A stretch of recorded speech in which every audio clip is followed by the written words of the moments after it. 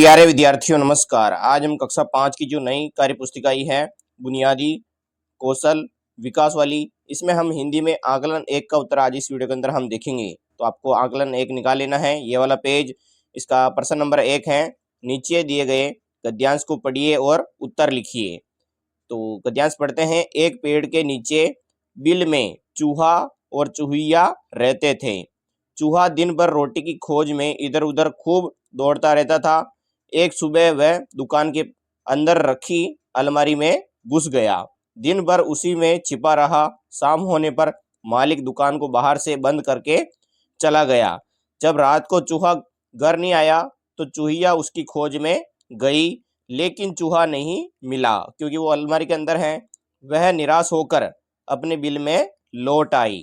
अब इसके प्रश्न देखते हैं। प्रश्न नंबर 1 है इसका। इस कहानी में नीचे शब्द आया है, उसका विलोम शब्द ऊपर होता है। कहानी से नीचे दिए गए शब्दों के विलोम शब्द खोजिए। तो इधर का क्या हो जाएगा विलोम शब्द? उधर, सुबह का शाम, अंदर का बाहर, दिन का रात। ये आपको विलोम शब्द इनके लिखने थे। प्रश्न नंबर 2, इस कहानी में से 4 क्रिया शब्द छांट कर लिखना है। तो जैसे कि रहता, रहना, दौड़ता, घुसना, छिपा रहा, चला गया। ये 4 क्रिया शब्द हो गए। अगला प्रश्न है तीसरा।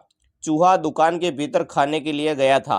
आप दुकान पर क्या क्या लेने जाते हैं? तो इसमें लिखना, मैं दुकान पर दूध, बिस्कुट, साबुन और खाने पीने का सामान लेने जाता हूँ। हमारा अगला प्रश्न है दूसरा।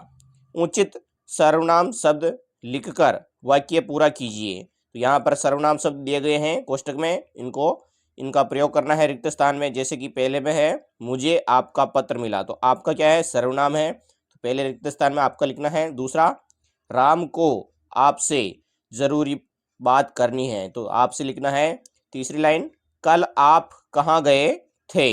ये वाक्य पूरा हो गया। चौथा, वह आपको कुछ देना चाहता है, तो आपको लिखना है इसमें सर्वनाम। और अगला है पांचवा, किसी से आपको कुछ कहा तो नहीं। अगला प्रश्न है इसका तीसरा। अधूरा चित्र पूरा करें, रंग भरिए तथा लिखिए कि पानी के भरने के अलावा इसका और किन किन कार्यों में उपयोग ले सकते हैं। जैसे कि ये मटका है, इसमें आपको मटके को पूरा बनाना है और उसमें अलग अलग रंग भर देना है आपके अनुसार। इसमें लिखना है, पानी भरने के अलावा घड़े का उपयोग दही जमाने, अनाज रखने और सजावट के लिए भी किया जाता है। ये इसका उत्तर हो गया।